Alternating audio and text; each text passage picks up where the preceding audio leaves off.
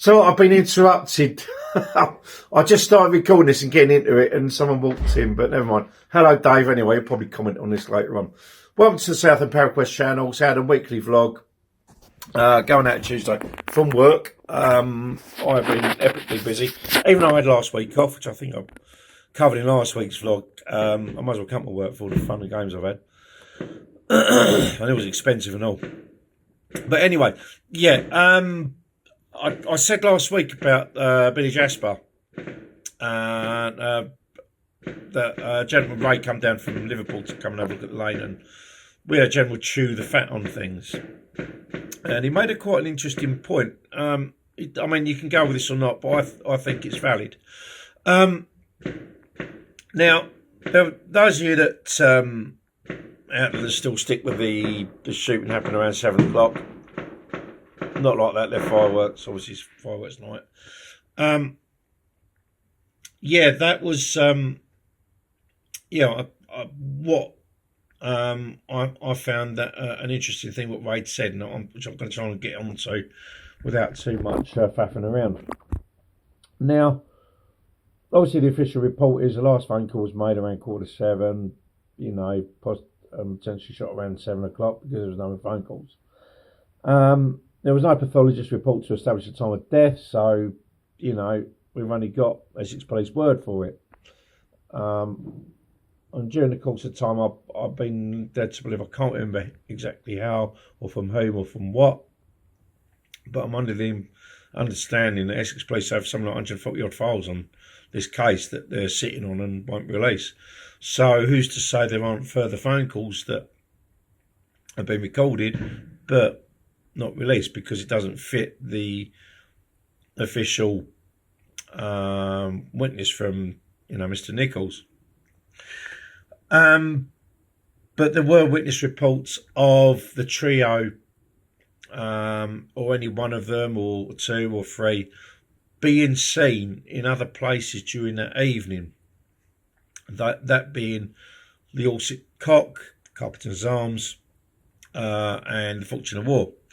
Now, if you can cast your mind back to the last time we did the paranormal thing down there, I did ask that question, had they gone to other places?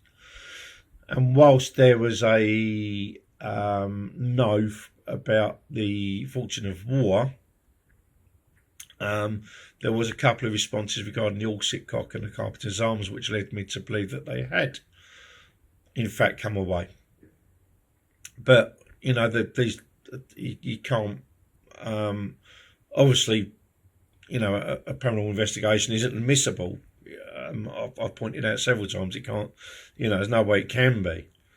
But it does open up something new in that, the official course of events are not the right course of events, as it were. So anyway, going on to Billy Jasper. Now, there are those of you that believe the story, those that don't. I've tracked it. I've done the route. It checks out what he described. When Mr. D jumped out of the car, how long he'd gone for, that checked out as well. And there is a witness report from a resident saying that gunshots went off around the time that Mr. D, that Billy Jasper said he dropped off Mr. D. So, there's a corroborating statement there to Billy Jasper's course of events, or, the events he described. Now, there is a possibility thrown out there that if that had happened, if Mr. D had indeed fired off a gun, as we know, the resident reported a fusillade of gunshots going off, around midnight.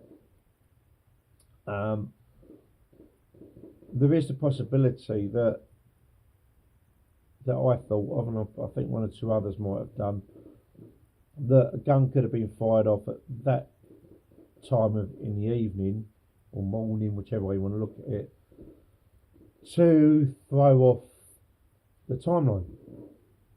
So if it had indeed been shot around 7 o'clock, Mr. D could have gone there, at that time in the night or morning, fired off some shots to confuse the time of events. That was a possibility I've made, I've looked at, and to say some others may have. But makes you made a very interesting suggestion, in that if the shooting had already occurred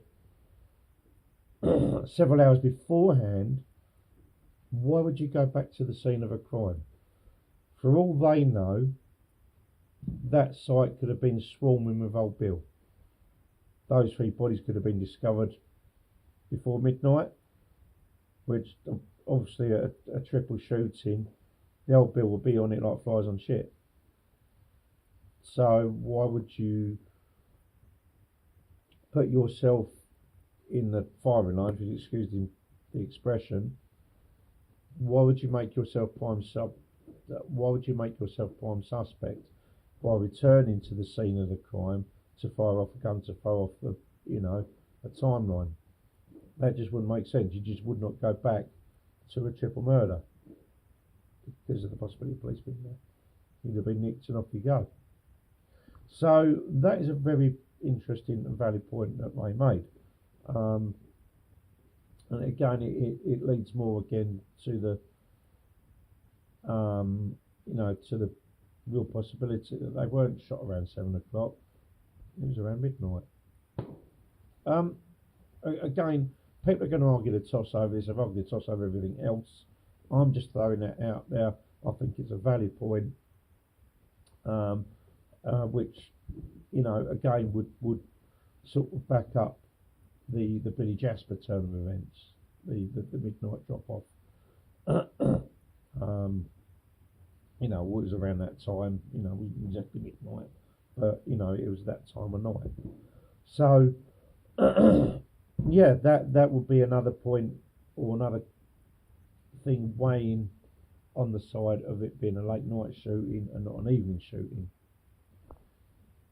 Just to reiterate, if they were shot around 7, why would you go back to that scene of the crime when you're risking the very real possibility of being arrested? If that crime scene had been discovered earlier in the evening, for we all know that Workhouse Lane was, still is, as I found out, the site for a bit of canoodling and other things. Dog walkers go down there, all sorts. So, that is a very real possibility. They were shot around that time in the evening. They could well have been discovered. Why would you go back to the scene of the crime? So, that's my thoughts on it. Again, that's for you to discuss. As I said before, this whole Rettendon thing, you can tell people the grass is green and they'll argue the toss over it. So, but this is all I found from what I've done. It will be different. But if you'd like to discuss that live, we are going to do a round table in December. I think it's the second or third. It is the first Wednesday in December. I'll confirm the date nearer the time, but it is the first Wednesday in December. The whole team will be on the round table and we will discuss the Rettendon murders. Obviously, I've been there plenty of times, so I know about as much as I'm going to know about the whole incident. But for Paul, Rudy and Gloria, they've not been there before, so it'd be great to get their responses over it all.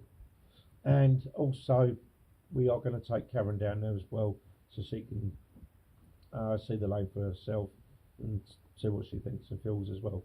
So yeah, you're going to get all our perspectives. We'll have a good chat about it. As I said, that round table will be the first Wednesday in December It's around the 2nd or 3rd, as I said. I will confirm it nearer the time. Okay. So, on the subject of round tables, tomorrow night is our next one, and that will be a follow-up to the moon landings, where we're going to talk about a little bit on the landing still, but mainly what we think the moon is, and what it's there for. So, yeah, we're going to see you then. Now we have been out. Hopefully, we're going to get out and do a bit more filming this weekend. Back to St Andrew's Church in Rettendon, where the site of the Viking and Anglo-Saxon battle took place. Again, because Paul, Rudy and Gloria haven't been there, and it'd be nice to get any perspectives that they may get on the site. So it'd be interesting to see that. I want to leave it there, guys, because I'm running well late to get to a friend's birthday. So I will wish you love and light. I will wish you God bless. We will see you tomorrow night for the Roundtable live stream. And it's about the moon again. See you then. Bye bye.